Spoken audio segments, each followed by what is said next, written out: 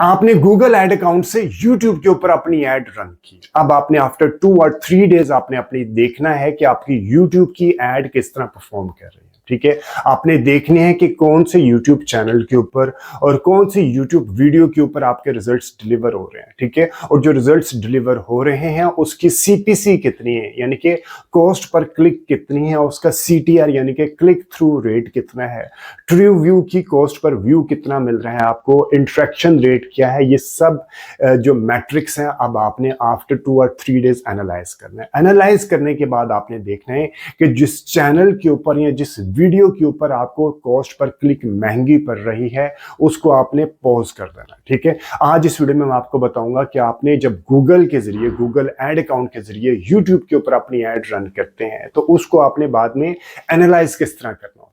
तो चलें बगैर टाइम जाए कि अभी अपने सिस्टम में आपको जाके दिखाता हूं कि आप YouTube वीडियो के जो मैट्रिक्सेस हैं वो आप किस तरह एनालाइज कर सकते हैं। आपने जिस YouTube वीडियो को एनालाइज करना है, सबसे पहले आपने अपनी कैंपेन्स में से जाके उस YouTube वीडियो को, जो वीडियो है आपकी, जो कैंपेन है आपकी, उसको आपने यहाँ से सिलेक्ट कर लेना है। जब आप सिलेक्ट कर लेंगे, सिलेक्ट करने के बाद आपने यहाँ पे इनसाइट्स में जाना है, इनसाइट्स एंड रिपोर्ट्स में जाना। आपने यहाँ पे जाके इनसाइट्स के ऊपर आपने उसकी इनसाइट्स चेक करनी है। When and where ad showed, कब और कहाँ पे आपकी एड दिखाई दी, आपने यहाँ पे क्लिक करना है।